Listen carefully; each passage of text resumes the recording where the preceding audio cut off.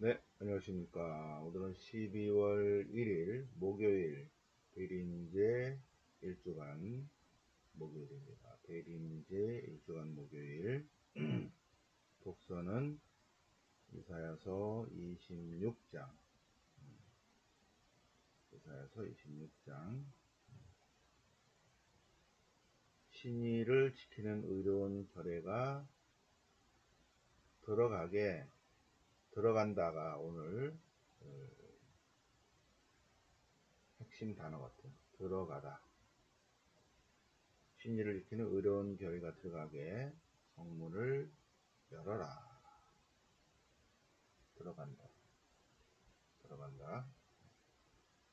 자, 시편은 시편 118편, 118편, 찬양 시편이지만 들어가게 문을 열어라. 의인들이 들어가리라. 들어가다예요. 문 열어라. 들어가리라. 그래서 복음이 마태복음 빠졌네. 죄송합니다. 마태복음 5, 6, 7장의 결론입니다. 자, 주님 한다고 하늘나라에 들어가는 것이 아니다. 들어간다. 아버지의 뜻을 행하는 이라야 하늘나라에 들어간다. 그래서 뜻을 행하는 사람은 어떤 사람이다 라는 것입니다. 그래서 포인트는 들어가다. 들어가다. 하늘나라에 들어갈 준비를 해야 된다. 자, 그러면 성경 본문을 보시겠습니다. 이사야서 26장, 이사야서 24, 25, 26, 27은 이사야의 대묵시록입니다. 이사야의 묵시록. 오늘 독서는 이사야서 26장, 유다의 승리. 우리에게 견고한 성읍이 있는데 우리를 보호하시려고 성읍에 성벽과 도로를 세우셨다. 그런데 그쪽으로 의로운 결례가 들어가리라. 그러니 성문을 열어라. 유다의 승리 노래. 유다의 승리. 자, 의로운 결례가 들어가리라. 자, 그러면 시편 118편 파스카 할례 시편, 파스카 할례 시편 118편은 여기에 있죠, 그죠? 바빌론 유배 이후에 편집된 제5권입니다. 5권 파스카 할례 시편. 할렐루야, 야를 찬미 찬송하라. 주님을 찬송하라. 파스카 할례 시편. 그분의 헤세드 사랑은 영원하시다. 그런데 오늘 독서와 연결하다 보니까 들어가다. 그죠? 열어라 정의의 문을. 그리로 들어가서 나 주님을 찬송하리라. 이것이 주님의 문이니 의인들이 그리로 들어가리라. 의인들이 들어가리라. 주님께 감사하라. 그 주신 분을 영원도 하셔라. 그 사랑이여. 19절 너희는 열어라 정의의 문을. 그리로 들어가서 주님께 감사드리리라. 주님의 문이 바로 여기 있으니 의인들이 들어가리라. 의인들이 들어가는 거예요. 의인들이. 그래서 오늘 복음, 마태복음 5, 6, 7장의 7장입니다. 결론.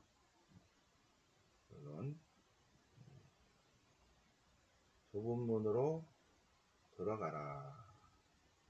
멸망의 문으로 들어가지 말고 좁은 문으로 들어가라. 생명의 문으로 들어가라. 생명으로 이끄는 문으로 들어가라. 복음입니다. 그 다음에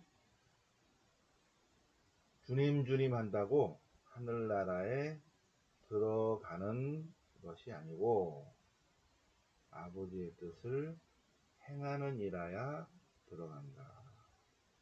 의인들이 들어가리라. 네, 그들은 말씀을 행하는 이들이다. 행하는 일하야 들어간다. 어떤 사람이 행하는 이들이냐? 말씀을 행하는 이들은 안석이의 집을 지은 이들이다. 그래서 비가 오고 강물이 밀려도 바람이 불어도 안 무너진다. 안 무너진다. 말씀을 행하는 이들이다. 의인들이 하늘나라로 들어가리라. 그래서 오늘 독서와 복음은 들어가다를 묵상을 보셨습니다. 자, 그러면 오늘 40일 복음 묵상 12월 1일이니까 게으름에 대해서 묵상해 볼까요? 게으른 이들은 하늘나라에 들어가지 못한다. 그렇죠? 자, 나태에 대해서 묵상을 해보시겠습니다. 나태. 자, 40일 복음 묵상 제25장 나태. 나태는 7죄 중에 맨 끝에 있는 것이다. 7죄 중 1번 교만함, 2번 인색함, 3번 세교, 4번 분노, 5번 무질서한 애착, 탐욕, 6번 질투, 그리고 7번째 게으름, 나태. 하느님께서는 우리 이웃의 구원까지 우리에게 맡기셨습니다. 구원은 공동체적 구원입니다. 혼자만 구원받는다. 그러면 안 됩니다. 같이 구원받는 것입니다. 우리는 자기 자신의 구원에 대해서 게으름 피고 있으면 안 된다. 그러면 자기 자신만 안 들어가면 되는 것이 아니라 다른 이의 구원에도 장애가 된다. 2번 죄를 짓는다. 게으름은 자기 자신을 구원 못하는 것도 물론이거니와 공동체 구원은 공동체적인데 다른 사람을 구원해야 할 의무까지 지키지 못하게 된다. 자, 게으름에 대해서 묵상을 하십니다. 마태복음 24, 25. 오늘 복음 마태복음 7장이었죠. 마태복음 5, 6, 7장은 산상설교, 마태복음 10장은 파견설교, 13장 비유설교, 18장 공동체설교, 그리고 24, 25는 심판설교. 5개의 설교가 있다고 그랬죠. 예수님께서 비유로 말씀하십니다. 하늘나라는 어떤 사람이 여행을 떠나면서 종들에게 재산을 맡긴 것과 같다. 그 주인은 각자의 능력에 따라서 한 사람에게는 5달란트, 또 한 사람에게는 2달란트, 또 한 사람에게는 1달란트를 주고 떠났다. 그런데 5달란트 받은 사람은 다시 5달란트를 벌었고, 2달란트 받은 사람도 2달란트를 더 벌었어요. 그런데 1달란트 받은 이는 1달란트 받은 이가 게으름을 폈다. 그래서 아무것도 안 했다. 5달란트 받은 사람은 2배로 늘렸고 2달란트 받은 이도 2배로 늘렸죠. 능력에 따라서 있으니까. 그냥 보기에는 이 사람은 10달란트, 이 사람은 4달란트인데 그게 아니라 능력에 따라서 5달란트, 2달란트를 줬기 때문에 각자 2배로 늘린 거예요. 2배로. 근데 1달란트 받은 사람도 2배로 늘려야 되는데, 예, 그래서 그냥 땅에 숨겨뒀다 그 얘기입니다. 그래서 이 게으른 자의 돈을 빼앗아서 10달란트 받은 사람에게 줬다. 그리고 쫓아냈다. 네, 쫓아냈다. 누구든지 가진 자는 더 받아 넉넉해지고 가진 것이 없는 자는 가진 것마저 빼앗긴다. 영적인 부익부 빈익빈입니다. 네. 게으른 자는 하늘나라에도 못 들어가고 여기서 마찬가지로 불행해진다. 자, 십자가의 벗들에게 보낸 편지. 십자가의 벗. 십자가의 벗들이요. 십자가의 벗들은 서로 뭉쳐야 된다. 단결해야 된다. 단결. 네. 서로 단결해야 된다. 단단히 단결하십시오. 단결해야 합니다. 인색한 사람은 부정한 이익을 얻고 재물을 모으기 위해서 서로 힘을 모으는데 십자가의 벗들은 십자가 안에 숨겨진 영원한 보물을 얻기 위해서 단결해야 된다. 방탕한 사람은 쾌락을 누리기 위해서 일치하지만 십자가의 벗들은 고통을 참아받기 위해서 일치한다. 이러한 사람들을 십자가의 벗들이라고 부른다. 이 칭호는 왕의 칭호나 황제의 칭호보다 더 존귀하다.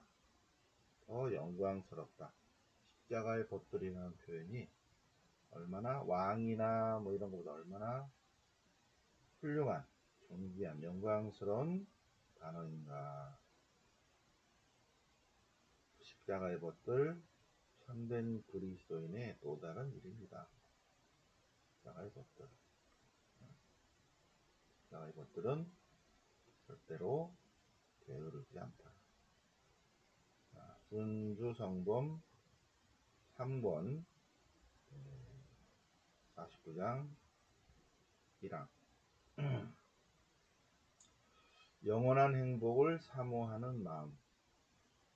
영원한 행복을 사모하는 마음. 이게 아무나 드는 생각이 아니거든요. 이거는